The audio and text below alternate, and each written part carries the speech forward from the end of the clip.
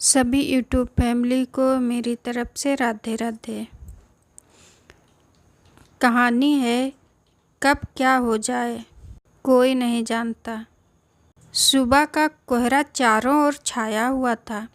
दूर दूर तक उस घने जंगल में सफ़ेदी के सिवा और कुछ ना दिखाई दे रहा था, ना सुनाई दे रहा था। अपने बोझिल से कदमों से वो आगे बढ़ रही थी। कहाँ किधर उसे खुद भी पता नहीं था। अब तक तो उसकी आंखों से बहने वाले आंसू भी सूख चुके थे। कल शाम ही की तो बात थी जब वो अपने पति के साथ लॉन्ग ड्राइव के लिए निकली थी। आंसू क्या होते हैं ये तो शायद अब तक उसे पता ही नहीं था। प्रिया सोनी भले ही एक मिडिल क्लास फैमिली से थी, मगर बचपन से माँ पापा के प्यार और दुलार ने उसे हर दुख और तकलीफ़ से दूर रखा था। अरेंज मैरिज करके वो अपनी ज़िंदगी में खुशी से जी रही थी। कल ही उसके जन्मदिन के अवसर पर इसके माँ पापा ने उसे एक न्यू कार गिफ्ट की थी। उसे लेकर वो अपने पति प्रियंक सोनी के साथ लॉन्ग ड्राइव के लिए निकली थी। प्रिया और प्रियंक दोनों ही काफ़ी खुश थे। अपने जीवन के आने वाले कल के बारे में बातें करते करते वह अपने शहर से कब दूर निकल गए उन्हें पता ही नहीं चला।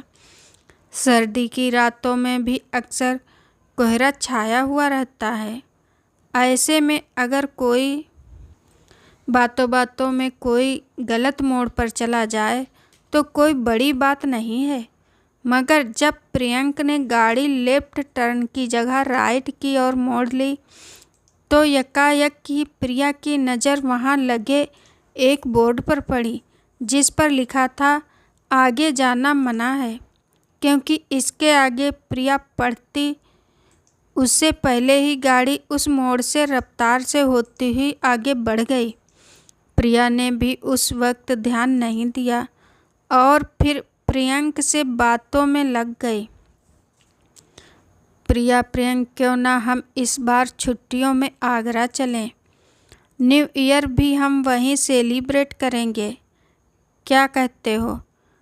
प्रियंक जैसा तुम कहो dear. Priya oh love you so. वह दोनों बातें कर ही रहे थे कि अचानक से कुछ फट की आवाज़ आई और वहीं गाड़ी रुक गई।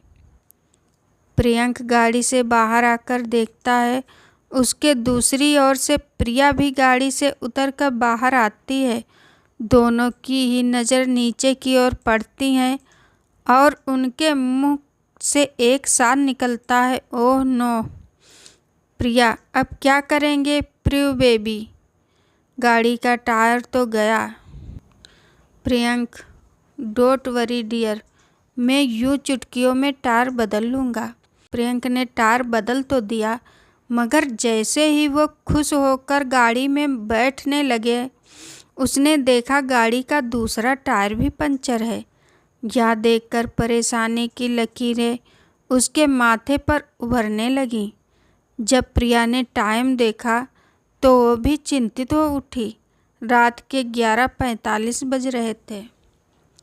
उन्होंने चारों ओर नज़र दौड़ाई तो दूर दूर तक कोई नहीं था। उन्होंने देखा वह जंगल के बीचों बीच किसी जगह पहुंच चुके थे। तभी कुछ सोचकर प्रिया के पसीने छूटने लगे। उसे याद आया जो उस बोर्ड पर लिखा था। उसने प्रियंक को बताया और प्रियंक ने उसकी बात को मजाक में लेते हुए टाल दिया। वह सर्दी की सर्द और कपकपा देने वाली रात थी। वह दोनों ही किसी आश्रय की तलाश में आगे बढ़े चले जा रहे थे, शायद कहीं कोई मदद मिल जाए। सर्दी तो पहले ही उन्हें लग रही थी और जैसे ही वो कुछ कदम चले अचानक ही सर्दी बढ़ने लगी। वो आगे बढ़ ही रहे थे कि सामने उन्होंने देखा। वो देखकर उनके कदम वहीं रुक गए, क्योंकि ना तो वो उससे आगे बढ़ सकते थे ना ही उससे आगे कोई रास्ता बचा था। उनके पास जाने के लिए। प्रियंक और प्रिया ने देखा सामने एक बड़ा सा तालाब था जिसका पानी काफ़ी दूर तक फैला हुआ था। उन्हें दूर दूर तक कोई किनारा ही नज़र नहीं आ रहा था। प्रिय बेबी, मुझे लगता है हम गलत जगह आ गए हैं। हमें वापस लौट जाना चाहिए। चलो चलते हैं। वैसे भी यह जगह काफ़ी डरावनी लग रही है। यह सुनकर अब थोड़ा थोड़ा प्रियंक भी घबराने लगा था, मगर उसने अपने माथे पर सिकन भी आने ना दी और बोला, ओके डियर, मगर इसमें डरने जैसी तो कोई बात ही नहीं है। सिर्फ एक तालाब ही तो है, और क्या। अब चलें। वह दोनों जाने के लिए मुड़े ही थे कि एक सर्द हवा का झोंका उन दोनों को छूकर गुजरा। वह दोनों ही अपनी जगह पर स्थिर हो गए। जो वातावरण अब तक एकदम शांत था, अचानक ही वहाँ धीमे धीमे पत्तों की सरसराहट होनी शुरू हो गई। प्रिया ने डर से प्रियंक की ओर देखा तो पाया उसके माथे पर पसीना उभरने लगा था। फिर उसके कानों में एक स्वर सुनाई दिया। कोई उसे पुकार रहा था, प्रियंक, प्रियंक। हकलाते हुए डर से, प्रिया, तुमने सुना? किसी ने मुझे पुकारा शायद। प्रिया, नहीं, मैंने तो कोई आवाज़ नहीं सुनी। देखो, तुम मुझे कोई डराने की कोशिश मत करो, समझे? प्रियंक, देखो, फिर से किसी ने मुझे पुकारा। प्रिया, देखो, अब बहुत ज़्यादा हो रहा है। वो इतना बोल ही रही थी कि प्रियंक ने पीछे मुड़कर देख लिया। प्रिया को कोई आवाज़ सुनाई नहीं दे रही थी और अचानक ही उसके दिमाग की बत्ती जली।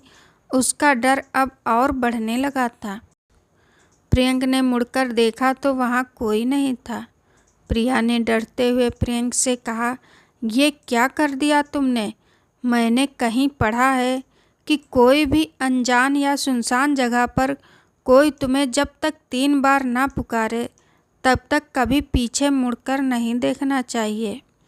यह सुनते ही प्रियंक की जान सूखने लगी और तुम्हें शायद 2 ही बार वो अपनी बात पूरी करती। इससे पहले ही कुछ ऐसा हुआ जिससे वह किसी पत्थर की तरह जम सी गई।